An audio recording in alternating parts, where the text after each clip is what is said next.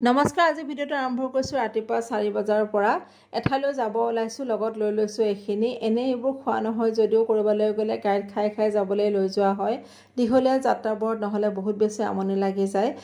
কণী কেইটামান বইল কৰি লৈছিলোঁ লগতে মগু কেইটামান লৈ লৈছিলোঁ আজি বিশেষ এটা ঠাইলৈকে গৈ আছোঁ অসমৰ ওচৰতে থকা এখন মিনি পেহেলগামলৈকে আৰু এয়া বৰ্ণিহাট পাৰ হৈ পেলাই পালোঁ এটা পেট্ৰল পাম্পত গাড়ীখনত তেল ভৰোৱাৰ লগতে আমিও অলপ তেল ভৰাই ল'লোঁ অৰ্থাৎ আমি ৰাতিপুৱা যেতুকে আহিছিলোঁ পেট্ৰল পাম্পতে এখন কৰক চাই খুব ধুনীয়া আছে দোকান তাতে আমি এয়া বানানা কেক আৰু চাহ একাপ খাই ল'লোঁ আমি যেতিয়া এই ৰাস্তাটোৰে পাৰ হৈ যাওঁ এইখনতে আমি সাধাৰণতে একাপ চাহ খাই পেলাই আকৌ যাত্ৰা আৰম্ভ কৰোঁ আজিও তাৰ ব্যতিক্ৰম নহ'ল এতিয়া আমি আহি পাই গ'লোঁ এয়া বৰা পানী পাৰ হৈ আমি যেতিয়া আমাৰ ডেষ্টিনেশ্যনটোলৈকে আহি আছিলোঁ হঠাৎ নামি আহিছিল ঠাণ্ডা আৰু কুঁৱলী অসমত গৰমৰ পৰিৱৰ্তে ইয়াত হৈছে হাড় কঁপোৱা ঠাণ্ডা নেক্সট ব্লগ লৈ আহি আছোঁ তেতিয়ালৈকে বাই বাই